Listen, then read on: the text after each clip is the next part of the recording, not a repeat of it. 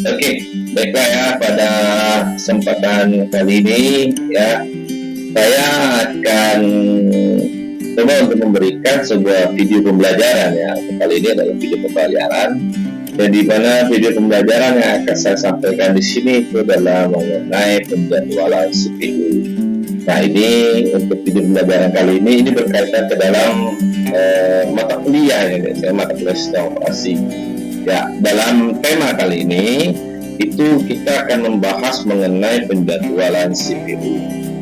Nah, sebelum saya melanjutkan ke dalam video penjelasan materi di dalam penjelasan penjadwalan CPU, ya bagi teman-teman yang baru bergabung di sini silakan like video kita ya, jika misalkan yang kalian menyukainya ya silakan memberikan komentar di bawah jika misalkan dalam video pembelajaran nanti ada yang ingin kalian tanyakan dan mungkin yang kurang kalian mengerti. Dan jangan lupa ya, satu lagi nih, jangan lupa subscribe-nya. Oke, saya rasa dulu, yuk mari langsung saja kita ke video pembelajarannya. Check it out.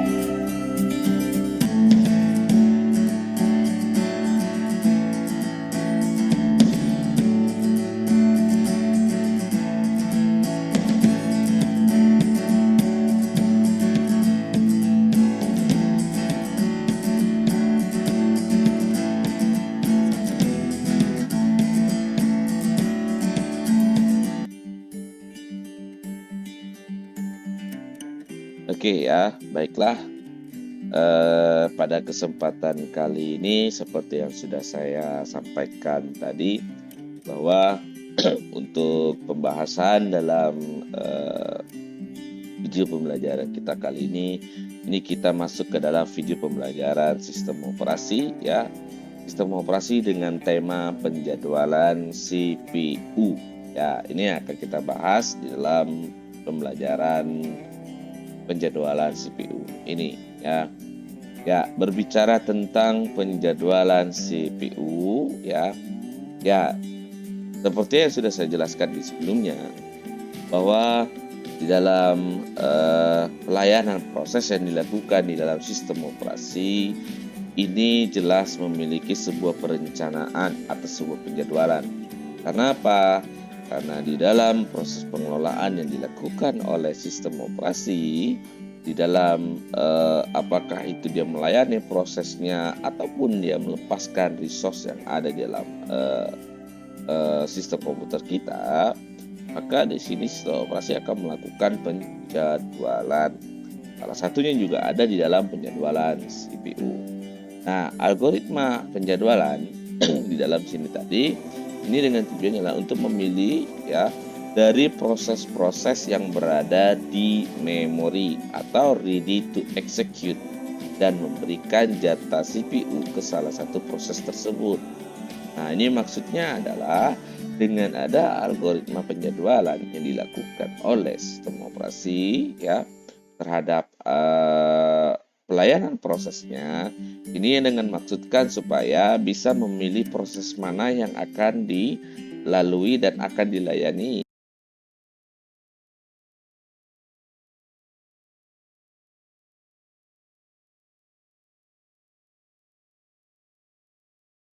terlebih dahulu, sehingga ya bisa memberikan jatah kepada CPU ya untuk melayani proses-proses tersebut, sehingga tidak terjadi rebutan dalam pelayanan proses. Maka dibutuhkan yang namanya penjadwalan CPU.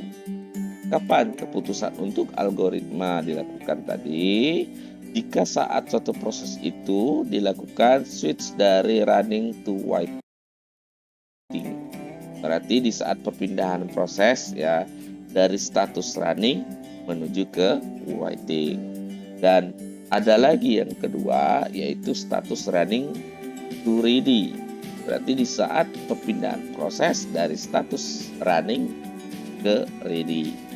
Setelah itu ada lagi di saat status proses perpindahan proses dari waiting to ready. Jadi di saat proses itu sedang menunggu ya untuk penyelesaian prosesnya, ini jelas sistem operasi juga akan melakukan yang namanya algoritma penjadwalannya. Nah, dan yang terakhir dengan proses terminates. Apa itu terminates? Ini adalah penyelesaian prosesnya. Itu ya. Ini keputusan yang dimana algoritma penjadwalan yang akan dilakukan oleh sistem operasi terhadap pelayanan prosesnya di dalam penjadwalan CPU.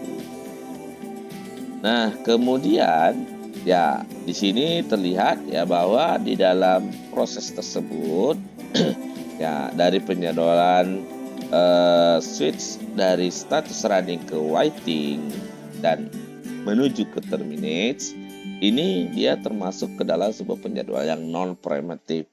Maksudnya dia tidak akan memprioritaskan apapun di proses yang sedang berjalan pertama.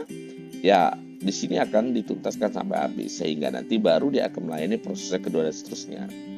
Nah, yang khususnya untuk nomor tadi proses dari switch perpindahan proses dari status running ke ready, menyadari khususnya status waiting to ready, ini termasuk ke dalam penjadwalan yang preemptive.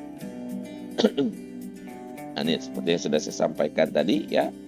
Jadi ada yang penjadwalan yang masuk ke dalam preemptive, ada penjadwalan yang masuk ke dalam non preemptive. Oke, tadi sudah dijelaskan. Next, lanjut. Ya, di dalam penjadwalan CPU, ya ini tadi juga sudah dijelaskan. Ya, ini ya, running to waiting time to terminates, ya ini akan masuk ke dalam yang namanya non preemptive. Dan jika misalkan prosesnya masuk ke dalam running to ready stage, ya menuju waiting to ready stage, maka ini masuk ke dalam yang namanya preemptive.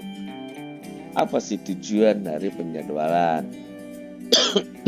Nah, tujuan dari penjadwalan di sini ya pastinya adalah yang pertama fairness. Maksudnya fairness apa? Supaya di dalam pelayanan proses yang dilakukan ya di dalam CPU ataupun dalam sistem operasi tadi ya ini terdapat pemberlakuan pelayanan yang adil ya untuk semua job atau pekerjaan yang dilakukan dari setiap masing-masing proses sehingga tidak terjadi rebutan ya di saat proses tersebut minta dilayani. Nah, kemudian yang kedua ini memaksimumkan throughput. Apa itu throughput?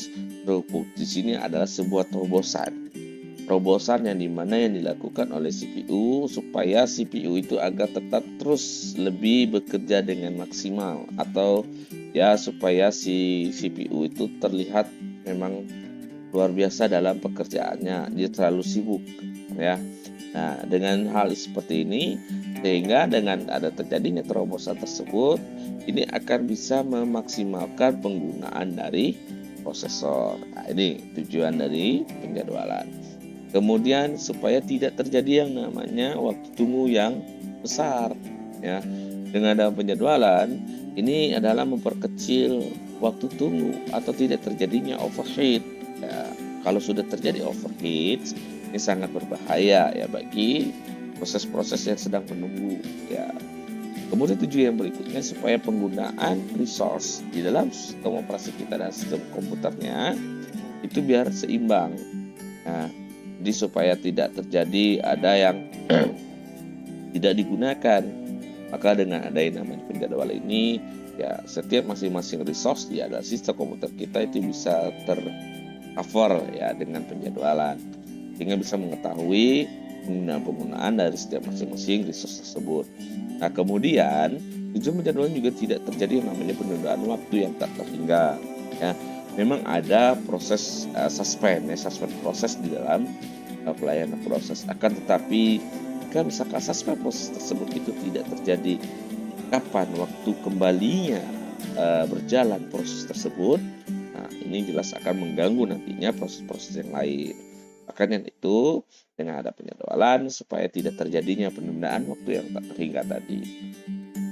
Ini tadi ya kan, supaya bisa mendeteksi ya kegiatan yang dilakukan sumber daya atau resource di dalam sistem komputer kita. Nah, dengan ada penjadwalan ya ini sangat gampang bagi sistem operasi untuk mendeteksi kira-kira penjadwalan tersebut yang mana yang sedang berlangsung, yang sedang dilayani ya.